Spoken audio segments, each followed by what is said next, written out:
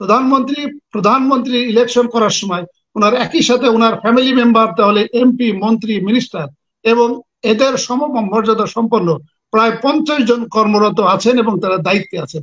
তাহলে এটি যদি অসাংবিধানিক হয়, এটি যদি বেআইনি হয়, তাহলে ওটাও কিন্তু বেআইনি। শেখ হাসিনা একাই লঙ্ঘন করছে না, এখানে ইলেকশন কমিশনে যারা দায়িত্বপ্রাপ্ত আছেন এবং তারা এই সংবিধানের অবয়বে সংবিধানের ব্যাখ্যা দিয়ে তারা যে একজন অবৈধ শাসককে ক্ষমতা কন্টিনিউ করার জন্য সহযোগিতা করছে, এটিও কিন্তু আবার তাদের সাজার ব্যবস্থা করা আছে। এবং এই কাজটি করার পরিপ্রেক্ষিতে যে একটা অসাংবিধানিক সরকার প্রতিষ্ঠা হলো, এইটাকে যিনি অনুমোদন করবেন, অনুসমর্থন করবেন, তিনিও এই সংবিধান লঙ্ঘন হিসেবে গণ্য হবে। সেক্ষেত্রে প্রধানমন্ত্রী এবং যিনি রাষ্ট্রপতির চেয়ারে থাকলেন এবং এটা অনুমোদন দিলেন, ওনারাও কিন্তু সংবিধান লঙ্ঘন হিসেবে গণ্য হবে। মাননীয় প্রধানমন্ত্রী ধন্যবাদ দেওয়া উচিত যে আপনি আপনার মতো অ্যাঙ্কর বা অন্য যারা আছে আমাদেরকে ডেকে নিয়ে এই কথাগুলো বলেন। এবং আমরা কিন্তু যখন সংবিধান বা আইনের ব্যাখ্যা দিই, আমরা কিন্তু দেখেছি কিন্তু মাননীয় প্রধানমন্ত্রী কিন্তু এটা পরবর্তীতে সংশোধনী আনেন।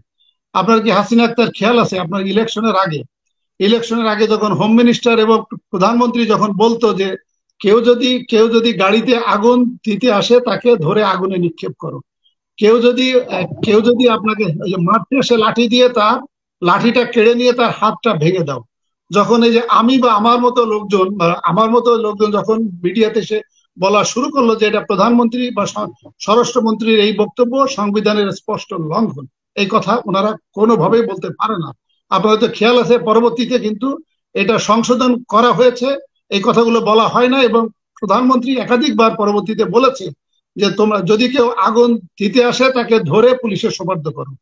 তার মানে এটা আপনাকে ধন্যবাদ দিচ্ছি বা আপনার মতো যারা অ্যাঙ্কর তাদেরকে ধন্যবাদ দিচ্ছি যে আমাদের কথাবার্তা বা আমাদের টক শো প্রধানমন্ত্রী কিন্তু শোনেন এবং এটা কিন্তু পরবর্তীতে উনি সংশোধন করেন।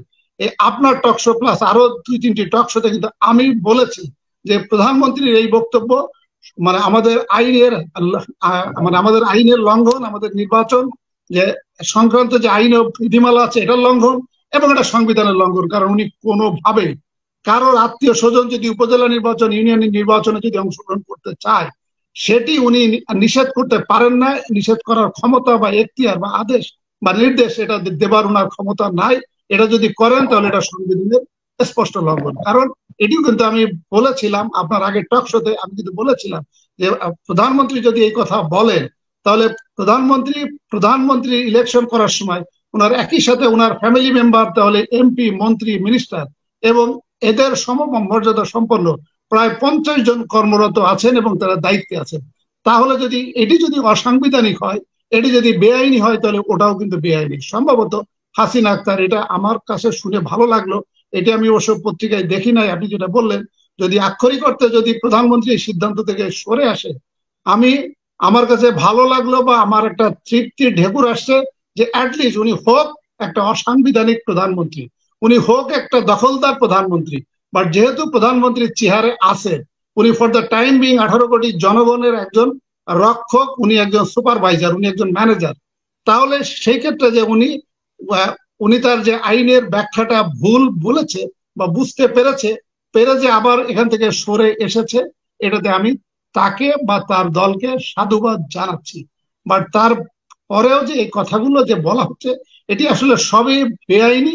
বাট তারপরেও যেহেতু আমরা জনগণ তাকে এখনো পর্যন্ত নামাতে পারি নাই বা আপাতত নামাতে পারছি না, এই কারণে যে ঠিক আছে উনি ডেভিয়েশন করে আইনের সঠিক পথে এসেছে, এই জন্য আমি ধন্যবাদ জ্ঞাপন করছি। উনি যেটা বলেছেন যে মাননীয় প্রধানমন্ত্রী বলেছেন যে পরবর্তী প্রধানমন্ত্রী কে হবে, ফরাদ ভাই, আমাদের সংবিধান এবং আমাদের যে ইলেকশন রিলেটেড আইন, এখানে কিন্তু স্পষ্ট করে বলা আছে যে কে পরবর্তী প্রধানমন্ত্রী হবে। আপনি যদি আমাদের সংবিধান যদি আপনি দেখেন, আপনার সংবিধানের আর্টিকেল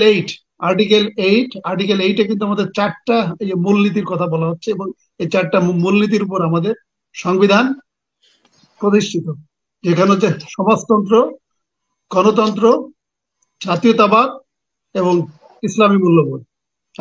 এই 4টা মূলনীতির উপরেই কিন্তু আমাদের সংবিধান আর্টিকেল 8 এবং আর্টিকেল 11 কিন্তু আমাদের গণতন্ত্রের কথা বলা হচ্ছে এবং আমাদের লোকাল গভর্নমেন্ট ইলেকশন, এটি যে পার্টিসিপেটরি নির্বাচন হবে এবং আমাদের যে লোকাল অ্যাডমিনিস্ট্রেশন যেটা আছে, লোকাল অ্যাডমিনিস্ট্রেশন, সিটি কর্পোরেশনের মেয়র বলেন, পৌরসভার মেয়র বলেন, ইউনিয়ন পরিষদের চেয়ারম্যান বলেন, এরা জনগণের ডাইরেক্ট ভোটে নির্বাচিত হতে হবে। এটা আমাদের সংবিধানের আর্টিকেল 11-এ বলা হচ্ছে। আমাদের সংবিধানের 65 সাব-ক্লজ 2 তে বলা হচ্ছে যে আমাদের যে পার্লামেন্টারি ইলেকশন, আর্টিকেল 65 সাব-ক্লজ 2 তে বলা হচ্ছে যে আমাদের ভোটটা হতে হবে ডাইরেক্ট বা প্রত্যক্ষ ভোট।